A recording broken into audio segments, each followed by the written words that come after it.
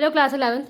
In this video हम next topic को discuss करने जा रहे हैं, that is orbital overlap concept. इसके पहले हमने वैलेंस बॉन्ड थ्योरी को पढ़ा कि किस तरीके से बॉन्ड बनते हैं, उनका जो न्यूक्लियस है उनके बीच में क्या होता है, अट्रैक्शन लगता है, force of attraction, and force of attraction के बाद एक फोर्स ऑफ रिपल्शन लगने लगता है, और एट दैट स्टेज जब force of attraction and force of repulsion equal हो जाता है तब वहां पे बॉन्ड का फॉर्मेशन होता है। सो ये सारी चीजें हम डिस्कस कर चुके थे। यहाँ पर हम डिस्कस करने वाले ऑर्बिटल्स ओवरलैपिंग, यानी कि जैसे हमने एग्जांपल लिया था हाइड्रोजन का।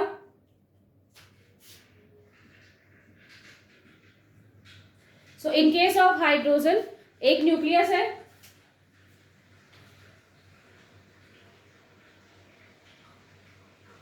और ये क्या उसकी वैलेंस शेल जिसमें एक इलेक्ट्रॉन होता है।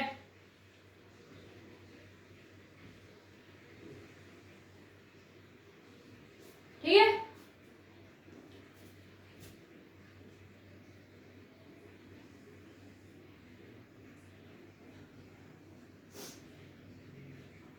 तो ये एक बड़ा एक छोटा हो गया, इससे कोई डिफरेंस नहीं है इसमें कि हाइड्रोजन में डिफरेंस होता है। जस्ट एक शेल बनाइए और उसके बगल में एक वैलेंस शेल। सो जब ये इस तरीके से हाइड्रोजन यहाँ पर होते हैं जिनमें उनका पॉजिटिव न्यूक्लियस है और उसके चारों तरफ क्या है, इलेक्ट्रॉन्स मूव कर रहे होते हैं। और जैसे कि प्रीवियस हमने कॉन्सेप्ट पढ़ा कि ये क्या करते हैं, अट्रैक्शन फोर्स के थ्रू पास आते हैं। जैसे एक अट्रैक्शन फोर्स इनमें लगता है तो ये जो आपको वैलेंस शेल दिखाई दे रही है, इन वैलेंस शेल में क्या हो जाती है, मर्जिंग, यानी कि जो ये दो वैलेंस शेल है ये आपस में मर्ज हो जाते हैं।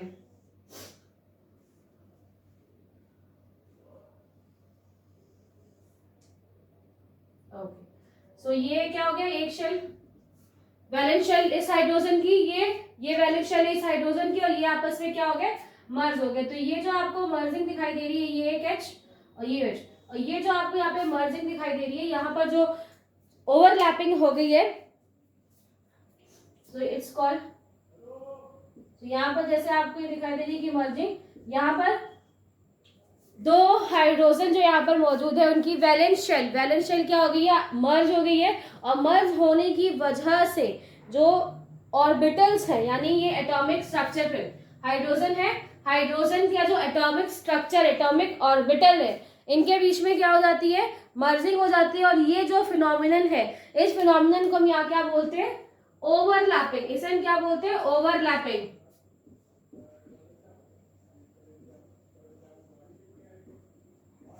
इसे क्या बोलेंगे, overlapping. So in case of hydrogen या in case of other elements, जब दो एटम्स है वो एक दूसरे के पास आते हैं तो जो उनकी वैलेंस शेल है वो वैलेंस शेल आपस में मर्ज हो जाती है या ज्वाइन हो जाती है, फ्यूज हो जाती है। तो जो ये फिनोमिनन है उसे हम क्या कहते हैं, ओवरलैपिंग।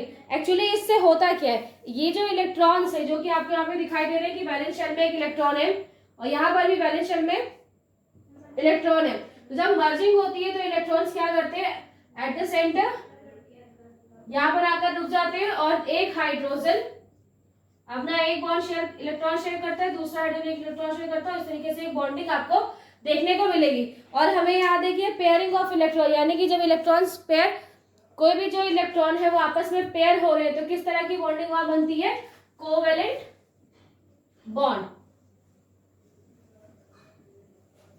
ठीक है, तो ये हमें पता ही था, जिसमें हमने पता किया कि अगर ऑर्बिटल्स लेवल पे हम देखें, एटॉमिक स्ट्रक्चर्स पे जब हम इनको देखते हैं तो एटॉमिक स्ट्रक्चर में अगर दो एटम हैं उनके वैलेंस शेल आपस में मर्ज करते हैं, आपस में because of force of attraction या फोर्स ऑफ रिपल्शन के थ्रू उनके जो वैलेंस शेल है वो क्या होते हैं, मर्ज हो जाते हैं। This process is known as overlapping. Also एक बात आपको यहाँ पे ध्यान रखनी है कि जो इलेक्ट्रॉन्स यहाँ पर मर्ज हुए हैं, यानी जो कोवेलेंट बॉन्ड का फॉर्मेशन हुआ है, इस कोवेलेंट बॉन्ड के फॉर्मेशन में जो ये दो इलेक्ट्रॉन्स हैं, यानी कि जो दो इलेक्ट्रॉन्स यहाँ पर फ्यूज हुए हैं, इनका जो स्पिन है, यानी इनका जो स्पिन है, मूवमेंट है, ये दोनों का अलग अलग होना चाहिए। मतलब जैसे अगर इस H के पास जो इलेक्ट्रॉन है ये अगर ये कैसा मूव कर रहा है, फॉर एग्जाम्पल ये एंटी क्लॉकवाइज मूव कर रहा है, एंटी क्लॉकवाइज या जिस तरीके से क्लॉक मूव करती है उसके अपोजिट डायरेक्शन में अगर ये मूव कर रहा है तो ये कैसा होना चाहिए, क्लॉकवाइज होना चाहिए। दैट मीन्स जो इलेक्ट्रॉन है उनका जो मूवमेंट है वो मूवमेंट अलग अलग होना चाहिए। अगर मूवमेंट अलग नहीं होगा, ठीक है, दो एटम्स है जो फ्यूज कर रहे हैं, दो एटम्स है या अट्रैक्शन और रिपल्सन के थ्रू जो मर्ज होने वाले हैं, तो अगर उनमें जो इलेक्ट्रॉन्स की स्पिनिंग है, इलेक्ट्रॉन्स का जो स्पिन है, मूवमेंट है, अगर वो अपोजिट नहीं है तो क्या होगा, किसी भी तरह की ओवरलैपिंग या किसी तरीके का बॉन्ड फॉर्मेशन नहीं होगा। तो यहाँ पर जो इनका स्पिन है, जो मूवमेंट है वो कैसा होना चाहिए, अपोजिट। तो opposite spin off electrons, electrons का जो स्पिन है, मूवमेंट है, वो अपोजिट होना चाहिए। ऑल्सो जब ये आपस में मर्ज करते हैं तो इलेक्ट्रॉन्स पेयर शेयर हो जाता है और एक कोवेलेंट बॉन्ड आपको देखने को मिलेगी। And this process phenomena is proper phenomena is known as overlapping. So basically जो यहाँ पे आप सारी चीजें पढ़ रहे हैं वो वैलेंस बॉन्ड थ्योरी के अंदर ही आती हैं, जिसमें ये नेक्स्ट कॉन्सेप्ट है उसका ऑर्बिटल ओवरलैपिंग, ठीक है, ये उससे अलग नहीं है, उसी का जस्ट आगे का पार्ट है। सो उसके आगे हम यहाँ पे पढ़ने वाले डायरेक्शनल प्रॉपर्टीज ऑफ बॉन्ड। जैसे कि अभी हमने आपको बताया कि एक एस ऑर्बिटल आता है, जैसे हाइड्रोजन का हमने एग्जांपल लिया। सो हाइड्रोजन क्या है, हाइड्रोजन में क्या होता है, एटॉमिक नंबर जस्ट एक hydrogen, atomic number 1, that means 1s1। तो यहाँ पर जो 1s1 है इसमें क्या है, एक हाइड्रोजन और उसका एक शेल, उसमें एक इलेक्ट्रॉन। तो यहाँ पर क्या है कि जो ओवरलैपिंग हो रही है या जो मर्जिंग हो रही है वो कैसे हो रही है, एस ऑर्बिटल में। H का एस ऑर्बिटल आएगा, वही दूसरा H, उसके बाद भी सेम चीज है, वहां पर भी 1s1 है, तो वहां उसका भी क्या आ रहा है, एस ऑर्बिटल, एस ऑर्बिटल। तो जब दो एस ऑर्बिटल यहाँ पर आ रहे हैं एंड एक एस ऑर्बिटल ये पहला और एक दूसरा एस ऑर्बिटल यहाँ पर आकर उसने क्या कर लिया, मर्ज कर लिया। तो यहाँ पर क्या, ये 1s ऑर्बिटल है हाइड्रोजन का, ये भी 1s ऑर्बिटल है हाइड्रोजन का। तो यहाँ पर जिस तरीके से आपको दिखाई दे रहा है कि एक एस ऑर्बिटल की मर्जिंग दूसरे एस ऑर्बिटल से ही हुई है। सो यहाँ पर क्या होता है कि जो बॉन्ड्स है, बिकॉज जिस तरह ये हाइड्रोजन बहुत सिंपल एग्जांपल दिया गया है, उस तरह जितने भी एलिमेंट्स मौजूद हैं उनके वैलेंस ऑर्बिटल में मर्जिंग होने की वजह से कुछ डायरेक्शनल प्रॉपर्टीज शो होती है बॉन्ड के रिगार्डिंग, कि बॉन्ड किस तरह फॉर्म होते हैं, वहां पर कुछ डायरेक्शनल प्रॉपर्टीज हैं। वो डायरेक्शनल प्रॉपर्टीज अभी मैं थोड़ी आगे आपको बताऊंगी किस तरीके से बॉन्ड फॉर्म होते हैं। सो जो ये फिनोमिनन है जिसमें हम ओवरलैपिंग को पढ़ रहे हैं, ये ओवरलैपिंग डायरेक्शन बताता है कि कौन सा बॉन्ड किस डायरेक्शन में आकर ज्वाइन होगा या किस डायरेक्शन में आके मर्ज कर सकता है। कुछ ऐसे भी सिचुएशन अभी आप देखेंगे जिसमें अगर डायरेक्शन चेंज हो जाए, डायरेक्शन में कोई मूवमेंट जो है उसका वो प्रॉपर तरीके से नहीं हो पाए, तो फिर किसी भी तरीके का बॉन्ड फॉर्मेशन नहीं होता। सो जिस तरीके से यहाँ मैंने लिखा है कि एक 1s है दूसरे 1s के साथ वो मर्ज हो गया, वैसे ही कुछ अदर बॉन्ड्स है वो भी मैं आपको दिखाऊंगी। तो यहाँ पर फिलहाल जो बात कर रहे हैं वो डाइएटॉमिक यानी H2, ये क्या है, एक डाइएटॉमिक मॉलिक्यूल की हमने यहाँ बात की। इन केस ऑफ पॉलीएटॉमिक यानी पॉलीएटॉमिक जिनके अंदर एक से ज्यादा या दो से ज्यादा एलिमेंट्स मौजूद है, सो उनके केस में ये फिनोमिनन वर्क नहीं करता, directional properties of bond work नहीं करती, वहां पर हम हाइब्रिडाइजेशन पढ़ते हैं। सो वो हाइब्रिडाइजेशन हमें इस पूरी थ्योरी के खत्म होने के बाद स्टार्ट करेंगे हाइब्रिडाइजेशन में। उसमें भी हम देखेंगे कि जो पॉलीएटॉमिक एटम्स हैं, पॉलीएटॉमिक मॉलिक्यूल्स हैं, उनमें किस तरीके से ओवरलैपिंग या उसमें किस तरीके से बॉन्ड फॉर्म होते हैं। तो फिलहाल आपको अभी मैंने आपको बताया कि जो ऑर्बिटल ओवरलैपिंग है वो डायरेक्शन बताती है, डायरेक्शनल प्रॉपर्टीज को शो करती है कि किस डायरेक्शन में ओवरलैपिंग होगी, किस डायरेक्शन में मर्जिंग के थ्रू बॉन्ड्स बनते हैं या नहीं बनते। सो यहाँ पर जो हम देखने वाले next overlapping of atomic orbitals, जो ऑर्बिटल्स है वो किस तरीके से ओवरलैप करते हैं, एंड ऑल्सो जैसे प्रीवियस मैंने अभी लिखा था कि डायरेक्शनल प्रॉपर्टीज को वो कैसे शो करेंगे। तो आप यहाँ से याद रखना कि हम डायरेक्शनल प्रॉपर्टीज को भी देख रहे हैं, डायरेक्शनल प्रॉपर्टीज देखेंगे किस डायरेक्शन में वो ज्वाइन होते हैं, किस डायरेक्शन में ओवरलैपिंग करते हैं। So on the basis of overlapping या on the basis of their atomic जो ओवरलैप कर रहे हैं उनको 3 बेसिक टाइप्स आप बता सकते हो। First positive, next negative and next zero. So इनके बारे में पढ़ते हैं कि what is positive overlapping, positive overlap कैसे होते हैं, नेगेटिव ओवरलैपिंग कैसे होती है और जीरो ओवरलैपिंग कैसे होती है। तो फर्स्ट हम यहाँ पर डिस्कस कर रहे हैं पॉजिटिव ओवरलैपिंग को। सो पॉजिटिव ओवरलैपिंग अभी हम देखेंगे कि पॉजिटिव ओवरलैपिंग कहाँ पे वर्क करती है, किस तरीके से। बट एक मेन बात ये बता दें कि जो पॉजिटिव ओवरलैपिंग है, यही ओवरलैपिंग किसमें हेल्प करती है, बॉन्ड फॉर्मेशन में। अगर कोई बॉन्ड का फॉर्मेशन होगा या दो स्ट्रक्चर्स के बीच में बॉन्ड फॉर्म होते हैं, तो वहां पर क्या होता है, वहां पर पॉजिटिव ओवरलैपिंग होती है। पॉजिटिव ओवरलैपिंग के थ्रू ही बॉन्ड फॉर्मेशन होते हैं, बॉन्ड फॉर्म होता है। अगर बॉन्ड फॉर्म होगा तो वहां पर क्या फॉर्म होगा, मॉलिक्यूल भी फॉर्म होगा। बिकॉज दो एटम्स के बीच में बॉन्ड फॉर्म होंगे तभी तो वहां पे जितने भी एटम्स है वो आपस में ज्वाइन होंगे और देन एक मॉलिक्यूल बन सकेगा। तो जब भी आपको पॉजिटिव ओवरलैपिंग देखने को मिलेगी तो वहां पर बॉन्ड फॉर्मेशन होगा जिसके थ्रू मॉलिक्यूल्स बनते हैं। अब पॉजिटिव ओवरलैपिंग किस किस तरह से हो सकती है, तो फर्स्ट अगर हम एस ऑर्बिटल की बात करें, एस ऑर्बिटल को कंसीडर करते हैं। तो जैसे कि अभी आपने देखा एस ऑर्बिटल का जो शेप है वो कैसा होता है, स्फीयर शेप होता है एस ऑर्बिटल का, यानी कि एक सर्कल लाइक स्ट्रक्चर है किसका, एस ऑर्बिटल का। तो जो एस ऑर्बिटल होता है इसमें आपको सिमेट्री जैसी कोई चीज नहीं, आप किधर भी से भी इसे कट करके देखें कोई डिफरेंस नहीं है। बिकॉज ये स्फीयर है, एक सर्कल है, एक बॉल लाइक स्ट्रक्चर है। आप उसे किसी भी डायरेक्शन से देखें, आप उसे कहीं से भी देखो, आप अगर इस साइड से उसे देखो या इस साइड से, इस साइड से, इस साइड से, कहीं से भी आप उसे देखोगे तो आपको ये एक स्फीयर, एक complete circle like structure, complete sphere like structure आपको वहां पर दिखाई देगा।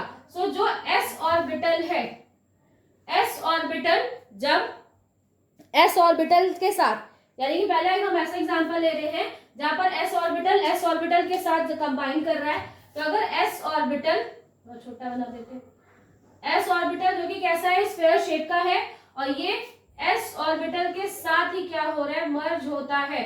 तो यहां पर क्या है, यहां पर कैसी बॉन्डिंग होती है, यहाँ पर पॉजिटिव ओवरलैपिंग होती है और इस पॉजिटिव ओवरलैपिंग की वजह से बॉन्ड का फॉर्मेशन होता है। ठीक है, अब मैंने यहाँ ये जो एस है इसके लिए इसलिए बता दिया बिकॉज इसमें कोई डायरेक्शन नहीं है, कोई सिमेट्री नहीं है, कोई चिंता वाली बात नहीं है, कोई डायरेक्शन का आपको ध्यान नहीं रखना है, सिर्फ सिंपल एक स्फीयर है। और अगर ऐसे वैलेंस शेल है आपके पास या ऐसे एटॉमिक स्ट्रक्चर है जिसमें सिर्फ एस एस ऑर्बिटल है तो वो इजिली हेड ऑन ओवरलैप कर सकते हैं और पॉजिटिवली ओवरलैपिंग वहां पर होती है। सेकेंड अगर हम बात करें आफ्टर द एस कौन से सब ऑर्बिटल्स होते हैं, एस के बाद पी। तो जो पी सब ऑर्बिटल है एक्चुअली वहां पर अगर आपने कहीं पी का किया होगा इलेक्ट्रॉनिक कॉन्फ़िगरेशन, सो हम पी में क्या बनाते हैं, 3 तरीके का ऑर्बिटल बनाते हैं जिसमें हम क्या लिखते हैं, P X P Y P Z, right, P X P Y P Z लिखते हैं। तो ये P X P Y and P Z हम इन्हें क्यों कह रहे हैं, 3 अलग अलग एक्सिस पे हम इन्हें क्यों देते हैं, बिकॉज अगर हम, मैं यहाँ पे अभी ऑर्बिटल्स बनाती हूँ। सो एक कुछ इस तरीके से इन्हें क्या किया हुआ है, एक एक्स एक्सेस, आफ्टर दैट इस तरीके से यहाँ पे बताया गया ये है जेड एक्सेस और दैट्स वाई एक्सेस। तो ये आपको दिखाई दे रहे हैं यहाँ पर क्या है, इस X Y and Z axes होते हैं एंड इन्हीं एक्सेस पे पी ऑर्बिटल्स पाए जाते हैं। वही पी ऑर्बिटल इन्हीं तरीके से अरेंज होते हैं। कुछ इस तरह से आपको स्ट्रक्चर दिखाई देगा जहां पर ये क्या है, ये है आपका पी एक्स, ठीक है, ये जो ये पोर्शन बना है दैट इज पी वाई और ये पी जेड। तो ये 3 टाइप्स के आपके क्या होते हैं, जो पी ऑर्बिटल है उनके यहाँ पर हमने 3 ऑर्बिट्स को बनाया, 3 सब ऑर्बिटल्स को बनाया जो एक एक्सिस पे होते हैं। ये ऑलवेज एक्स एक्सिस पे है, ये वाई एक्सिस पे और ये क्या है, जेड एक्सिस पे आपको इस तरीके से दिखाई देंगे। अभी जैसे हमने डिस्कस किया इन केस ऑफ एस ऑर्बिटल, वहां पे जस्ट एक स्फीयर है, एक नॉर्मल स्फीयर होता है, वो हर डायरेक्शन से सेम है। तो आप उसे कहीं से भी ऐड कर दीजिए या कहीं से भी उसमें ऐड मर्ज करो तो उसमें कोई प्रॉब्लम नहीं होगी, कोई डायरेक्शन का प्रॉब्लम नहीं है। बट अगर आप यहाँ पर देखो तो यहाँ पर क्या है, एक एक्स एक्सिस का अपना एक डायरेक्शन है, वाई एक्सिस का अपना डायरेक्शन और जेड एक्सिस अपने डायरेक्शन में है। तो अगर जो पी ऑर्बिटल है उसमें हम अगर ओवरलैपिंग करवा रहे हैं या पी ऑर्बिटल वैलेंस शेल में है और वो ओवरलैपिंग करता है तो वहां पर कुछ डिफरेंट टाइप्स की आपको ओवरलैपिंग दिखाई देगी। तो फर्स्ट अगर हम यहाँ पे हेड ऑन ओवरलैपिंग करवाएं, जो पी ऑर्बिटल आपको यहाँ पर दिखाई दे रहा है, इसमें जो दो फेज है, एक फेज को हम पॉजिटिव फेज कह रहे हैं और एक फेज को हम नेगेटिव फेज कहते हैं। आप ये ध्यान रखिएगा जो पॉजिटिव नेगेटिव है ये कोई चार्ज नहीं है, कुछ यहाँ पर इनका रोल प्ले मतलब चार्ज नहीं है, आप इन्हें काउंट नहीं करते हैं। एक्चुअली जब एटॉमिक स्ट्रक्चर पे इनका कैलकुलेशन किया गया तो उस कैलकुलेशन के लिए एक बहुत बड़ी कैलकुलेशन है जो कि अभी आपको यहाँ पर नहीं पढ़नी है, इंटरेस्ट में भी आपको नहीं पढ़ना है। बहुत ज़्यादा हायर स्टडीज करेंगे हम एटॉमिक स्ट्रक्चर्स पर एटम्स के, तब हमें वहाँ पर बताया जाएगा कि क्यों पॉजिटिव है नेगेटिव है।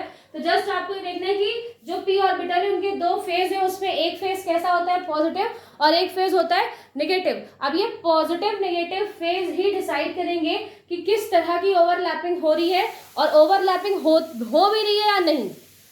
सो फर्स्ट हमने जो देखा पॉजिटिव ओवरलैपिंग में जिसने एस एस ऑर्बिटल को हमने ओवरलैप करवाया था एंड उसके थ्रू भी बॉन्ड फॉर्म होते हैं। वही अगर पी ऑर्बिटल्स की बात करें तो ये एक पी ऑर्बिटल मैंने बनाया है जहां पर जैसे हमने बताया कि एक पोर्शन क्या होता है पॉजिटिव फेज कहते हैं उसे और एक नेगेटिव फेज होता है। तो अगर इसी डायरेक्शन में यानी कि जो यूनिट आप यहाँ पे सो ये जेड एक्सिस जैसे आपको दिख रही है, जैसे भी मैंने डायग्राम बनाया था तो वहां पे भी आपको दिखाई दिया था। तो ये क्या है, ये इस तरीके से जेड एक्सिस पे लगा हुआ है, ठीक है। इसके सामने ऐसा ही अगर एक ऑर्बिटल आ जाए, यानी कि एक ऐसा ही ऑर्बिटल आ जाता है, एक ऐसे ही आपको ऑर्बिटल यहाँ पर देखने को मिलेगा। तो इस ऑर्बिटल में यहाँ पर क्या हो जाएगा, यहाँ पर क्या मौजूद है, यहाँ पर भी इसका पॉजिटिव फेज है और ये इसका नेगेटिव फेज है। सो जब ऐसा होता है कि दो सेम फेज या दो सेम फेज वाले ऑर्बिटल्स जब आपस में फ्यूज होते हैं तो यहाँ पर जो ये बॉन्डिंग हुई है, यहाँ पर जो ये मर्जिंग हुई है, ये एक बॉन्ड का फॉर्मेशन करते हैं। तो यहाँ पर भी जो आपको फॉर्मेशन दिखाई दे रहा है यहाँ पर, और यहाँ पर जिस तरह से ये बॉन्डिंग आपको हुई है ये भी कैसी है, पॉजिटिव ओवरलैपिंग है। एंड इस तरह की ओवरलैपिंग से भी क्या होता है, बॉन्ड का फॉर्मेशन होता है। तो यहाँ पर भी एक पी ऑर्बिटल है, ये भी एक पी ऑर्बिटल है। ये पी ऑर्बिटल्स क्या है, हेड ऑन इनकी ज्वाइन हो गया, यानी कि इसका एक हेड पोर्शन इसके हेड पोर्शन से मर्ज हो गया। आपको याद ये रखना है कि यहाँ पर जो फेज है वो दोनों इक्वल है। पॉजिटिव फेज के साथ इस डायरेक्शन में जिस तरीके से स्ट्रक्चर बना है, इस डायरेक्शन में अगर फ्यूज होंगे तो वहां पर बॉन्ड का फॉर्मेशन होगा। नेक्स्ट टाइप जहां पर आपको दिखाई दे रहा है कि ये पी एक ऑर्बिटल हमने पहले से बना रखा है, ये कैसे जेड एक्सिस पर है वो मैं आपको दिखा चुकी हूँ, तो हर बार लिखने की जरूरत नहीं है, हम सफिशिएंट समझ गए कि जेड एक्सिस पे किस तरीके से, वाई एक्सिस पे और एक्स एक्सिस पे। सो ये एक जेड एक्सिस पे यहाँ पर आपको बेसिक लिखना क्या है, पॉजिटिव एंड नेगेटिव। तो ये जो चार्जेस है, सॉरी चार्जेस नहीं, यहाँ पे जो फेज बताए गए हैं एक पॉजिटिव और एक नेगेटिव फेज, यहाँ पर आपको मेंशन करना है। अब ये क्या है, अगर ये पॉजिटिव फेज, जब एक पॉजिटिव फेज किसी एस ऑर्बिटल के साथ, ठीक है, एक एस, देखो एस ऑर्बिटल में कोई दूसरा फेज होता ही नहीं है, एस ऑर्बिटल एक स्फीयर है, एक नॉर्मल स्फीयर होता है। सो उसको हम क्या बोल रहे हैं, पॉजिटिव साइन के साथ मान लेते हैं। अगर एक ऐसा ऑर्बिटल यानी कि एक ऑर्बिटल है जिसका एक पॉजिटिव फेज एक पॉजिटिवली फेज वाले ही एस सर्कल के साथ फ्यूज हो जाए या मर्ज हो जाता है तो वहां पर भी क्या होगा, बॉन्ड का फॉर्मेशन होता है। तो इस तरीके की जो बॉन्ड फॉर्मेशन है उसमें हम क्या बोलते हैं, positive overlapping. Next fourth positive overlapping, इस तरीके से वहां पर क्या थे, पी ऑर्बिटल अरेंज होते हैं, राइट। और ये क्या है, ये इसका न्यूक्लियस है जहां से वो आपस में अटैच हो, जिसे हम नोड बोलते हैं। नोड क्या होता है अभी बताते हैं आपको। फिलहाल ये क्या है, पी ऑर्बिटल है, कौन सा एक्सिस है, पी एक्स, मैं बता चुकी हूँ आपको, P X P Y P Z. तो ये पी एक्सिस है यहाँ पर, और ऐसा ही, और इसमें क्या होगा, चार्जेस कौन से हैं, ये पॉजिटिव ये नेगेटिव, फेज कौन से, पॉजिटिव है नेगेटिव। इसी के सामने इसी के जैसा एक और ऑर्बिटल आ जाए जिसमें क्या हो, ये पी इस तरीके से यहाँ पर ओवरलैपिंग हो, और यहाँ पर भी जो चार्जेस है ये कैसे हो, पॉजिटिव एंड नेगेटिव, और ये कैसा है, पी एक्स। तो यहाँ पर भी जो ये आपको मर्जिंग दिखाई दे रही है, ये जो ये मर्ज हुए हैं एट स्ट्रक्चर्स, उनमें भी क्या होगा, पॉजिटिव ओवरलैपिंग दिखेगी और यहाँ पर भी बॉन्ड का फॉर्मेशन होगा। तो ये पी एक्स एक्सिस पे मैंने बनाया, अगर हम पी वाई एक्सिस पे बनाए कुछ इस तरीके से, तो ये क्या है, पी वाई, ठीक है। अब पी वाई के सामने नेगेटिव फेज, और इसके सामने एक ऐसा ही एक्सिस आ जाती है, ऐसा ही एक ऑर्बिटल आ जाता है जहां पर ये पॉजिटिव है नेगेटिव है। सो पी वाई में भी क्या होगा, ये जो आपको मर्जिंग दिखाई दे रही है इसके थ्रू भी क्या होता है, बॉन्ड्स का फॉर्मेशन होता है। तो ये हमने पढ़ा अबाउट द पॉजिटिव ओवरलैपिंग, किस तरीके से पॉजिटिव ओवरलैपिंग होती है। आपको बस ये याद रखना है कि जो सेम फेज है वो एक तरफ होना चाहिए। अगर वो s ऑर्बिटल्स के साथ भी ओवरलैप कर रहा है, या p में जो px, py और pz है उनके बीच में भी ओवरलैपिंग हो रही है, सो ऑलवेज कैसा होना चाहिए, जो उनका पोर्शन है, फेज है, वो बिल्कुल सेम होने चाहिए और उनके बीच में फ्यूजन होना चाहिए। ऑल्सो वन मोर थिंग, आपने यहाँ पर देखा कि अगर px है तो उसका फ्यूजन px से ही करवा रहे, py है तो py का फ्यूज या मर्जिंग हम py से करवाते हैं, और pz जैसे कि हमने स्टार्टिंग में मैंने बनाया था कि ये pz है, मैं थोड़ा साइड में बना देती हूँ, ऊपर बना देती हूँ। जो pz था जैसे हमने प्रीवियस बनाया था अभी कि pz है कुछ इस तरीके से, और इसको भी हमने pz से भी हम क्या करवा सकते हैं, फ्यूज करवा सकते हैं, ठीक है। तो इस तरीके से जैसे आपने देखा कि जो जिस भी डायरेक्शन में p है वो उसी डायरेक्शन वाले ऑर्बिटल्स के साथ क्या करता है, फ्यूज करता है, और उसके थ्रू पॉजिटिव ओवरलैपिंग होती है। तो क्या ऐसा होता है कि ऑलवेज ये सेम ही फेज वाले से करेगा, बिकॉज इसे कैसे पता चल जाता है कि फेज सेम है या फेज अलग है। इतना हमें पता चल गया कि फेज सेम होना चाहिए, फेज सेम वाले ऑर्बिटल्स आपस में आएंगे तो वो पॉजिटिवली फ्यूज करेंगे, बॉन्ड बनाएंगे। बट अगर सेम फेज ना हो तब, तो जैसे ही मैंने अभी आपको बताया कि अगर फेज सेम ना हो, और फेज सेम ना होने की वजह से भी ओवरलैपिंग होगी वहां पर प्रॉपर एक बॉन्ड का फॉर्मेशन नहीं होगा, फ्यूजन नहीं होगा, मर्जिंग नहीं होगी, ओवरलैपिंग नहीं होगी। सो फर्स्ट अगर हम यहाँ पर देखें कि एक p ऑर्बिटल है, ठीक है, z एक्सिस पे देखते हैं पहले। सो एक ये p axis on the z x, और ये भी क्या है, एक p एक्सिस है, z एक्स p ऑर्बिटल है z एक्सिस वाला, ठीक है। z एक्सिस आपको याद आ रहा होगा जहां पर जो न्यूक्लियस है, ठीक है, जो इसका न्यूक्लियस है वो सेंटर से होकर जाता है, राइट। अगर आपने देखो सेंटर से होकर जा रहा है, तो ये क्या है, pz है। अब यहाँ पर देखो, अगर आप, मैंने क्या बोला था कि जो फेजेस है, पॉजिटिव और नेगेटिव फेज है, वो सेम होने चाहिए। बट अगर एक पॉजिटिव है और एक नेगेटिव है, यहाँ पे क्या होगा, नेगेटिव, यहाँ पे पॉजिटिव। सो अगर इस तरीके का है जहां पर एक पॉजिटिव और एक नेगेटिव है, सो वो मर्ज कर लेंगे, मर्ज हो जाएंगे, पर कोई बॉन्ड फॉर्म नहीं होगा। सो आपको बात समझ में आई कि बॉन्ड का फॉर्मेशन तभी होगा जब पॉजिटिव या जो सेम फेज है, पॉजिटिव या नेगेटिव जो भी चीज है, तो अगर दो पॉजिटिव फेज और या दो नेगेटिव फेज आपस में, सेम फेज आपस में जब फ्यूज होंगे तभी वहां पे बॉन्डिंग होगी। अगर दो डिफरेंट फेज आपस में फ्यूज होते तो वहां पर कोई बॉन्डिंग नहीं होती, उन्हें हम क्या बोलते हैं, नेगेटिव ओवरलैपिंग बोलते हैं। एक और एग्जांपल देख लेते हैं। अगर यहाँ पर एक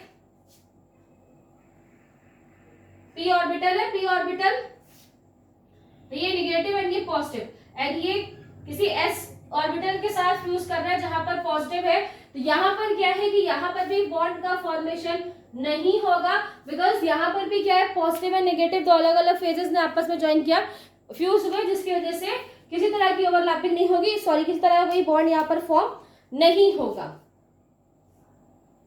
नेक्स्ट वन मोर एक स्ट्रक्चर्स देख लेते हैं नेगेटिव ओवरलैपिंग का। जिस तरीके से मैंने आपको बताया था कि px, ये भी क्या है, px,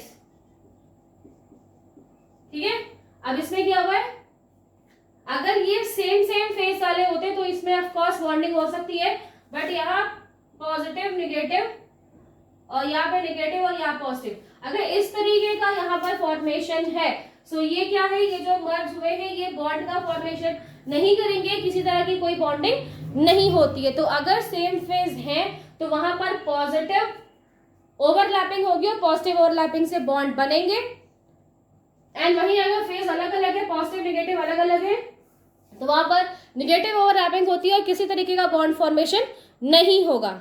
last zero overlapping. Zero overlapping किस तरीके से होती है, इससे आप ज्यादा अच्छे तरीके से समझ पाओगे कि डायरेक्शन कितना ज्यादा इंपॉर्टेंट है। बिकॉज जिस तरीके से आपने देखा कि अगर जिस एक्सिस में P है, P अगर P एक्स एक्सिस में है तो P एक्स वाला ही एक ऑर्बिटल आके उससे फ्यूज हो सकता है। P वाई है तो P वाई वाला ही ऑर्बिटल आके उससे फ्यूज होगा, तभी वहां पे बॉन्डिंग बनेगी। बट अगर दो अपोजिट एक्सिस या दो अपोजिट ऑर्बिटल्स आकर अगर फ्यूज हो तो वहां पर क्या होगा, तो वहां पर आपको जीरो दिखाई देगा, zero overlapping.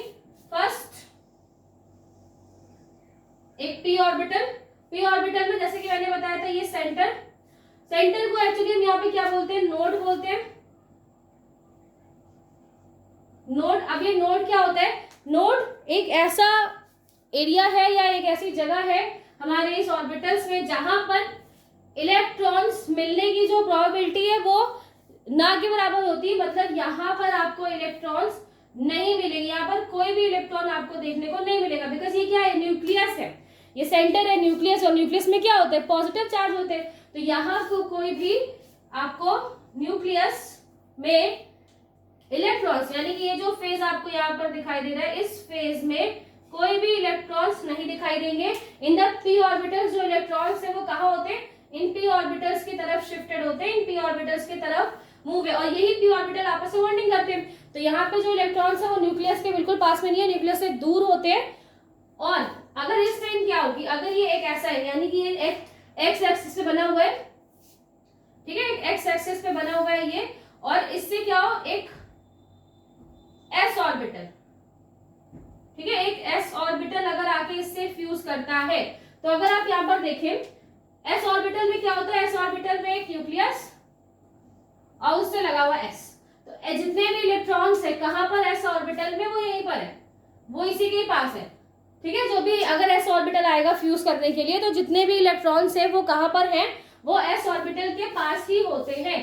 But p orbital में आप देखिए कि जो ये सेक्शन है वो क्या है, नोड है, यानी कि यहाँ पर इलेक्ट्रॉन्स नहीं है। इलेक्ट्रॉन्स कहाँ है, यहाँ मौजूद है। तो अगर एक ऐसा डायरेक्शन आया, यानी कि ये px डायरेक्शन के फॉर्म में है, और एक pz फॉर्मेशन में कोई ऑर्बिटल एस ऑर्बिटल आता है, और वो यहाँ पर मर्जिंग करना की प्रोसेस करता है, तो यहाँ पर मर्जिंग प्रोसेस हो ही नहीं पाएगी, किसी तरह की कोई प्रोसेस नहीं होगी यहाँ पर, क्योंकि यहाँ पर क्या है, इलेक्ट्रॉन्स अलग अलग तरफ मौजूद है। यहाँ पर जो इलेक्ट्रॉन्स है वो सेंटर में है, यहाँ पर है, और यहाँ पर जो इलेक्ट्रॉन्स है वो साइड में मौजूद है। तो जैसे जैसे यहाँ पर किसी तरह की कोई ओवरलैपिंग नहीं होती। तो जैसे कि मैंने आपको बताया था कि जीरो ओवरलैपिंग है, वो बहुत अच्छे तरीके से आप यहाँ समझ सकते हो कि डायरेक्शन का बहुत इंपॉर्टेंट होता है, किस डायरेक्शन में वो आकर फ्यूज हो रहा है वो ज्यादा इंपॉर्टेंस रखता है। एक और एग्जाम्पल, सो इस तरीके से यहाँ मैंने दो p ऑर्बिटल्स बनाए हैं, ये px वाला, ये यहाँ पे बनाया py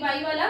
सो px और py अगर आपस में आके फ्यूज होने की कोशिश करें तो आपको दिखाई दे रहा है कि ये जो पहले जो यहाँ पे न्यूक्लियस है, ठीक है, वो तो चलिए एक लेवल पर है, बट ये जब आपस में इस तरीके से यहाँ पर फ्यूज होंगे, सो बिकॉज डायरेक्शन अलग अलग है, ये कैसा है, ये एक्स डायरेक्शन में आपको दिखाई दे रहा है, ये वाई डायरेक्शन में आपको दिखाई दे रहा है, जिसकी वजह से ये अगर फ्यूज होंगे, सो कुछ इस तरह का स्ट्रक्चर यहाँ पर आपको दिखाई देगा, जिसमें क्या होता है, बिकॉज न्यूक्लियस जो है दोनों का वो सेम डायरेक्शन में है, सेम एक प्लेन में है, और यहाँ पर ये क्या है, पॉजिटिव नेगेटिव फेज मौजूद है, बट जो उनका ओरिएंटेशन है, जो उनकी डायरेक्शन है, उनका जो एक्सेस है वो अलग है, और उस एक्सेस होने की वजह से ये आपस में फ्यूज नहीं कर पाएंगे, आपस में मर्जिंग नहीं कर पाएंगे, जिसकी वजह से किसी भी तरीके का बॉन्ड फॉर्मेशन नहीं हो पाएगा। तो यहाँ पर आपने देखा कि जो ओवरलैपिंग होती है, ओवरलैपिंग में भी डिसाइडेड है कि किस तरीके से ओवरलैपिंग होनी चाहिए।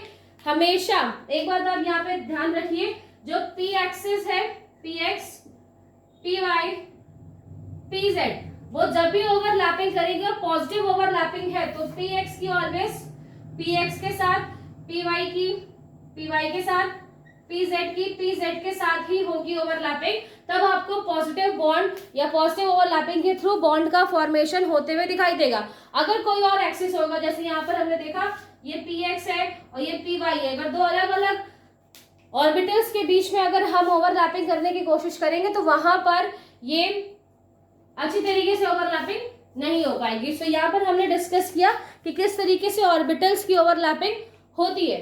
नेक्स्ट हम ये डिस्कस करेंगे कि एक्चुअली ये ओवरलैपिंग क्यों अप्रूव नहीं हुई या फिर क्यों इसमें कुछ कमियां थी, जो आगे हम अभी आपको बताएंगे इन नेक्स्ट वीडियो की इसमें क्या प्रॉब्लम थी, और एक नए तरीके का ओवरलैपिंग भी डिस्कस करेंगे।